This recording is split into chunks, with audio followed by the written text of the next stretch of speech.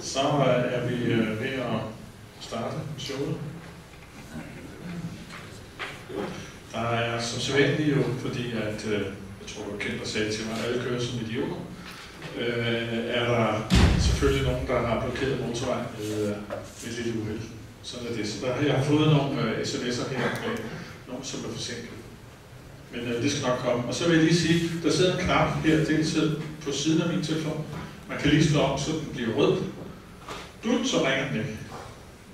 Jeg plejer at få en af mine kolleger til at ringe til mig, fordi det virker hver gang. Nå, det var det. Velkommen til seminaret.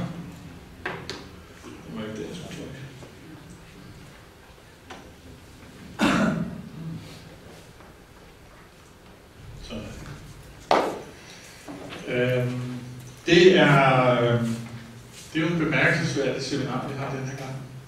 Og grund til, at det er et bemærkelsesværdigt seminar, det er, at vi er normalt en 30-40 stykker.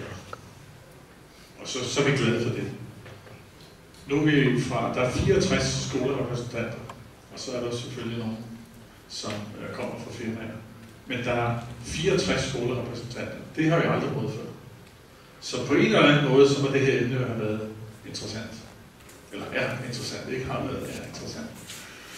Nå, jeg skal ganske kort fortælle jer om Erfabyg. Erfabyg er blevet etableret den 1. august 2012 på baggrund af et andet byggeservicefællesskab, som den skole, der havde det, ikke synes var deres hovedområde. Der er i dag 37 skoler, der er medlemmer. I virkeligheden er der 39. Men de to har fået besked på, at ministeriet, de må ikke være medlemmer. Den ene kommer fra Kulturministeriet, og den anden var i Handicaporganisationernes hus. De må ikke være medlemmer, så de tæller ikke, når vi tæller op, hvor mange medlemmer vi er, men de er her.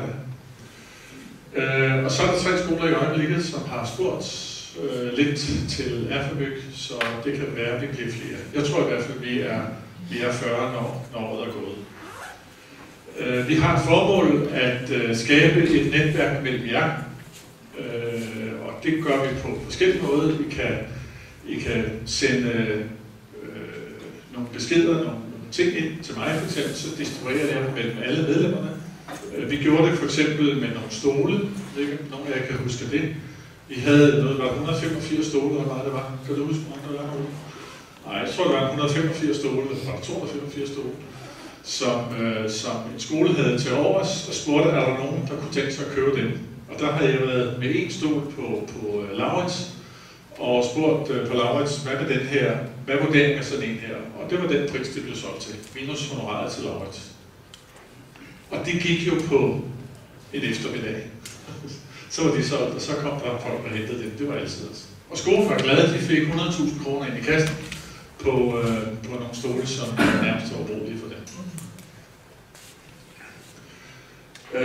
Så holder vi 2-3 årlige seminarer. I år har den trukket lidt ud.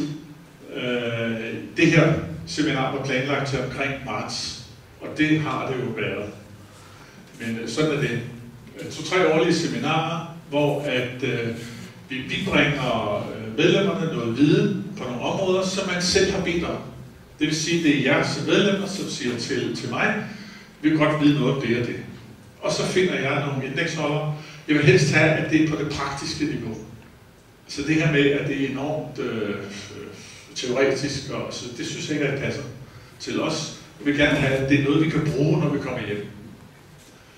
Og så har vi en rådgivningsaftale, byggerådgivningsaftale, hvor der nu også er tilknyttet en arkitekt, ikke kun en ingeniør, men også en arkitekt, som man kan bruge. Og så har vi jo arbejdet med at sikre, at skolerne kunne få et program, som egner sig til registrering af skolernes bygninger og registrering af vedligeholdelsesplaner osv. Og det er også formålet med det her seminar i dag, det er ligesom at finde ud af, hvad er det for et system, vi synes, som er det bedste i fremtiden? Er det det system, vi har i forvejen? Det er der nogen, der håber på, ikke også noget? Er det det system, vi har nu, som i fremtiden vil bruge? Og så er der 2 yderligere kompetenter på banen, som har nogle systemer, som de håber, at vi kunne tænke os at bruge i fremtiden. Og det kan også være, at der er nogen, der bruger et system, og nogen, der bruger et andet system, hvem ved. Men i hvert fald så, når vi tager det op her i Erfabyg, så er det fordi, at en sådan aftale skal jo ikke være en skole-til-leverandør-aftale. Det skal ikke være en aftale, der er forhandlet og har fået nogle specielle priser, fordi der er flere skoler, der deltager. Og ja, der har jeg sådan set sagt det. De emner, som vi har stående i vores emnebank i øjeblikket, det har med energioptimering at gøre, og det snakker vi lidt om i dag. Det har med spændingsregulering. Nu er jeg ikke bygningsmand, så jeg aner simpelthen ikke, hvad det betyder. Men spændingsregulering, jeg troede, det var, når man kom hjem efter en god dag i bygning. Så er der elektroniske værktøjer til støtteprocesser, og bæredygtighed, den grønne del af bæredygtighed, som man også har sagt, det kunne vi godt tænke os. Og inden vi går hjem i dag, så vil jeg godt høre fra jer, det gør vi allersidst, om der er nogle emner, som vi kunne tænke jer, at vi tog op. Jeg har fået et emne, som jeg allerede har sat på her den 18. november, og det er bygningsreglement 2015. Hvad er det for en størrelse? Og hvad er der af ændringer, der har betydning for os mellem 2010 og 2015? Det er på noget teoretisk plan, vil jeg sige, men det er faktisk vigtig information til jer, som vi får på det seminar. Der har jeg talt med Byggestyrelsen om det. Så nævnte jeg de 37 medlemmer, I kan se i jeres program. Jeg kan da lige nævne her. Der ligger altså en lille buket til jer her. Der ligger den rene reklame, ligger forneden, ligger nederst, om hvad Erfabyg er. Så har vi jo et samarbejde med Skats indsatsstyrke om at begrænse sort arbejde. Det er vi jo alle som skoler interesseret i, at der ikke er sort arbejde. Fordi at det sorte arbejde, det betaler man ikke skat af, og når man ikke betaler skat, så får vi ikke forhøjet taxameter. Nå nej, bare almindelig taxameter. Det bliver jo skåret i øjeblikket. Så derfor så har vi et projekt, der hedder Stop Sort Arbejde, som vi har lavet noget brochurevæsen om og sendt ud til medlemmerne. Og så er der dagens seminarbrochure, som indeholder både program og alle de slides, der bliver vist. Og der er plads til notater. Der står også, hvem der er medlemmer, det er den der slide. Og så står der, hvem der er deltager her på seminaret. Og det gør der også med kontaktoplysninger, sådan så at hvis I har behov for at snakke med hinanden, så har I en liste her over dem, I kan tale med. Og så ligger der en fin kuglepen, som er sponsoreret i I80, som er jo også et administrativt fællesskab. Jeg spurgte chefen, når han tager UK.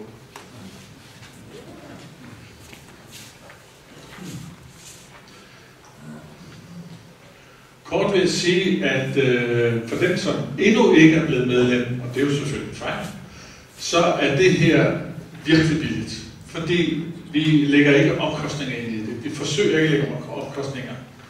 Noget af min løn går til at lave det her. Det er sådan set det hele. Ja, så holder vi et seminar, men for eksempel er man så ikke medlem af Erfabyg, så opkræves der 500 kroner for deltagelse. Man får en mail fra mig, inden man skal betale, hvor der står, du kan jo også melde dig ind. Det kan være, at det er billigere. Hvis man er 2, er det næsten billigere at være medlem af Erfabyg, end at betale de 500 kroner gange 2. Sidste år i 14 kostede det 1.512 kroner per skole at være medlem af Erfabyg. Det er jo selv i vores nedskæringstider her muligt at have med at gøre.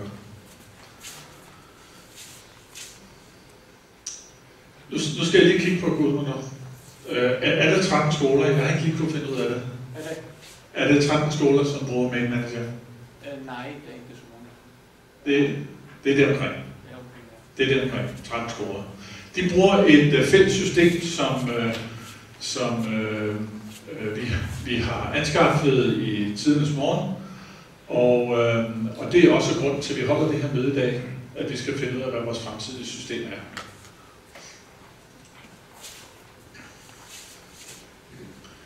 Programmet for i dag er, at vi starter med, at Gudmundur og Stein. Christian. Nå, okay. Ja, sådan er det, ikke? Præsenterer præsentere det nye mail manager. Hvad kan det, og hvilke faciliteter har det i forhold til det system, vi kender i dag. Og så kommer Alan Wright og Michael Thomasen. De er nok udenfor. Nej, sidder lige der, undskyld. Sidder lige der fra hvad hedder det? Det står der ikke. Studie-DNA, fra Studie-DNA, og viser deres system. Og derefter så kommer et DBD, digital brugerdata, tror jeg det hedder. Bygningsdata. Yes. Der kommer Peter og Connie og fortæller lidt om det. Og så har vi til sidst Energy Solutions, Martin Skov, som kommer og fortæller, hvordan de finder besparelser, laver planer for de besparelser, og så sælger den besparelse, som man opnår, altså de ting, man kan sælge der, sælger den til de kvoter og så videre, som man kan sælger den og bruger dem til finansiering af det her. Og så har jeg skrevet 14.15 til 14.30 afslutning, og det er der, jeg vil stille jer spørgsmål. Hvad emner skal vi have her? Hvad er der vigtigt for jer? Hvad ønsker I, at vi skal bringe nogle parter sammen og fortælle os om? Det er programmet for i dag.